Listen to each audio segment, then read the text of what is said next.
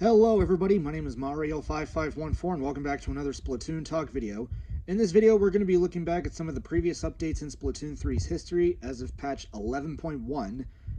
With the next update being confirmed, we're going to be looking back to see how much the game has changed over the past 4 years since 2022. If you end up enjoying the video, hit the like button. If you end up liking the video, consider subscribing. And let's get started as we jump into patch 6.1. Patch 6.1 dropped on January 25th, 2024. As this update added a lot more changes compared to what we saw in 6.0. In fact, here's some of the notes that the devs have left us.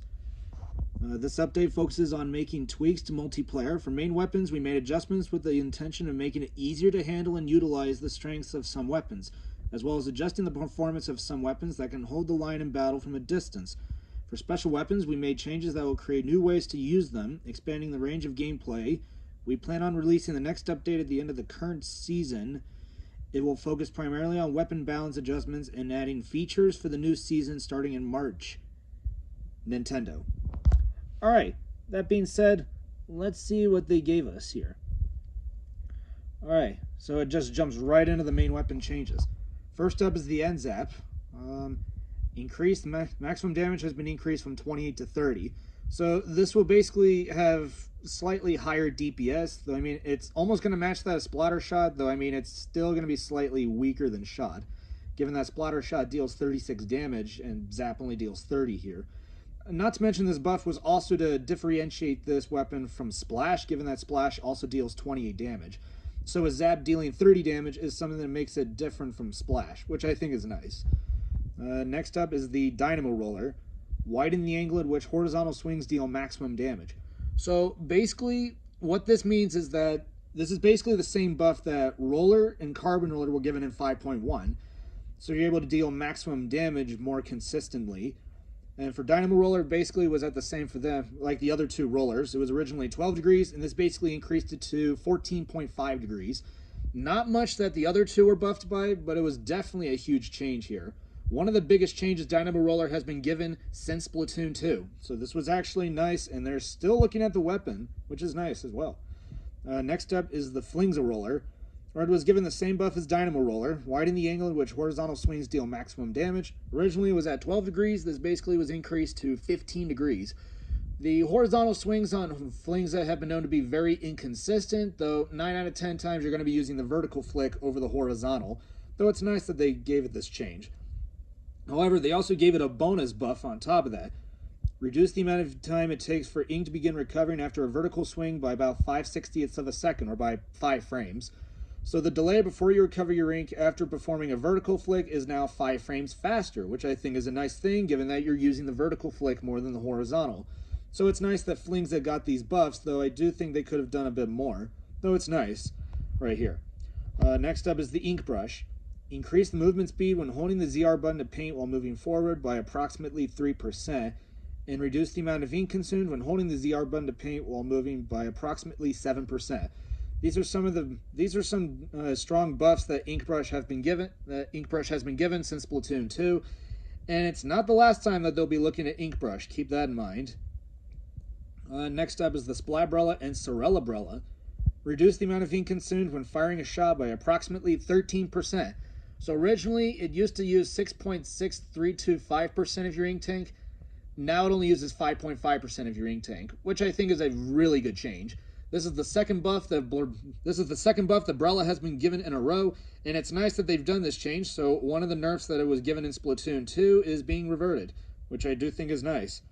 Undercover Brella. When the player holds the ZR button to fire, they will now be able to jump higher than before, so they don't have a jump height penalty here. And that's it for the Brellas. Yeah.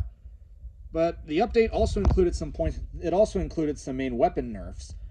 First up is Squeezer. Increase the amount of ink consumed by the first shot fired after pressing the ZR button by approximately 9%. So originally, its burst fire mode used 2.2% of your ink tank. It was then increased to 2.4%. So the buff that it got back in Splatoon 2 was reverted. One of them. However, its painting mode was also nerfed. Slightly decreased the number of spray droplets created by shots fired when holding the ZR button. So its painting mode got a paint nerf. So originally its droplet rate was 2 droplets, now it would produce only 1.5, matching that of Splatter Shot. and the distance between those droplets were extended or increased from 6.5 units to 8.67 units. This, pairing this with plus 10 points for special to 210p for Trizooka, is going to start being a problem for Squeezer, though Squeezer is still one of the best weapons right now, given how powerful it is and how oppressive. Next up is Ballpoint Splatling. This weapon got a random nerf out of nowhere. Slightly increased the scatter of shots fired on land at the longer range mode, flight range. So basically, its long range mode got an RNG nerf. So originally, its ground RNG in long range mode was 1 degree. This basically got nerfed to 1.5 degrees for some reason. I mean, you look back at Splatoon 2, Ballpoint got heavily nerfed moving towards the end of the game, and a lot of people were questioning why they did this. And yeah, same with me. I was questioning this as well. And last up is the Splatana Stamper. Reduce the width of spray droplets created by charge slashes by approximately 10%. I guess the nerfs from 4.0 weren't enough, so they decided to nerf it even more. I mean, Stamper would still be considered a top tier at this point, though I mean, this was just an unnecessary nerf here. I mean, why did we even do this? No sub-weapon changes. Specials. Wavebreaker. When placed, enemies around it will be marked for a short period of time. So what that means is that when you deploy the special and then you throw it out there, and as soon as it hits the floor, it basically sends out the waves like you see, like you're throwing out a point sensor. So it's basically a mini point sensor when you throw out the Wavebreaker, and it'll briefly mark your opponents for a short period of time here, which I do think is a really good change. It is a nice buff, and it's also a nice change here for Wavebreaker. You could say it's a quality of life change. And it's nice that they're noticing Wavebreaker, though I mean, it's still not that good, and it's still considered a low-tier special. Though I mean, it's a step in the right direction. And next up is Inkstorm. Damage taken while within the area of effect of your own team's Inkstorm will recover more quickly, even when not submerged in ink. So what that means is that you're able to heal underneath your Inkstorm faster than you did when even when you're submerged in ink. So this is basically another quality of life change for Inkstorm, but this is also a buff, a huge buff for it. So weapons such as Custom Jet Squelcher, Explosher, and Blow Blobber are going to see a lot more use, or any other Inkstorm weapons, which I do think is nice. We do have a whole list of points for special changes. Neo Sploosh will get Killer Whale at 170p, don't know why. Forge Splattershot Pro will get Booyah Bomb at 200p. It's actually time that we got to see something for Forge Pro. And after more than a year, Forge Pro finally escaped 210p, so now it's getting Booyah Bomb at 200p. People's reactions were pretty high given that this weapon kind of struggled. People thought it would meet the same fate as what happened to the Kensa Splattershot Pro in Splatoon 2. So yeah, Forge Pro is going to see a little bit more use later on. Luna Blaster will get Zipcaster at 170p. Bamboo Mach 1 will get Killer Whale at 190p, which is a substantial change. Zinc Mini Splatling, or Zimmy, will get Big Bubbler at 190p, which is actually nice here. And we also include 4 points for special nerfs. Splattershot will get Trizooka at 200, given that it's a relevant change, given that Zuka spam was a huge problem, so I like how they did this here. Also, Anzap 85 will get Tacticooler at 200, Tri-Slosher Nouveau will get Cooler at 210, and Heavy Edit Splatling will get Cooler at 200. I think out of these points for special nerfs for 3 cooler weapons, I think the most relevant change here was to Edit, given that it's a nice nerf as a trade-off for having increase in paint, which I do think is nice here. For Zap, this is basically unrelevant. This is basically unnecessary, given that Zap was already losing out to Edit and Pencil, and Tri-Slosher Nouveau is nerfed yet again for the 3rd time because of Turf War. And because with these nerfs done here, this basically makes Pencil even more usable. It basically, from here on out, as of 6.1, Pencil goes from prominent to dominant from here on out. And Splattershot being 200p for Zuka only solidified it even more because Trizooka couldn't threaten it as much, given that it took Splattershot a little bit more time to use to get Zuka. Though, I mean, at this time, Trizooka meta is still upon us, so it doesn't really affect Zuka meta, but this is like one of the first changes, or one of the updates to actually slowly chip away at Zuka meta, though Trizooka meta is still in full swing here, so keep that in mind. We also have some bug fixes here, fixes to multiplayer player controls. Fix an issue where charging a fizzy bomb that sometimes indicated the number of charged explosions had increased approximately 1/60th of a second faster than when they had actually increased. I guess that's like you're able to charge it up a bit faster, or you basically could charge it, or it's 1 frame slower. Fix an issue that sometimes caused the jumping animation to be omitted when the player activated the Kraken Royale while swimming in ink on a wall. Yeah, apparently they fixed that.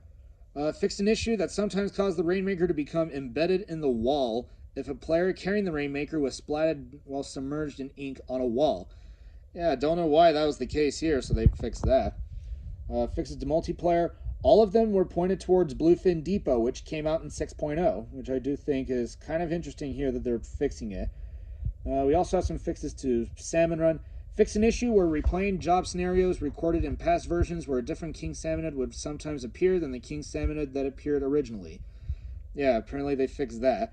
Fix an issue that sometimes prevented players from being able to splat boss Salmonids with a charged swipe using a Grizzco Splatana if another player on their work crew had a Splatana Stamper or a Splatana Wiper.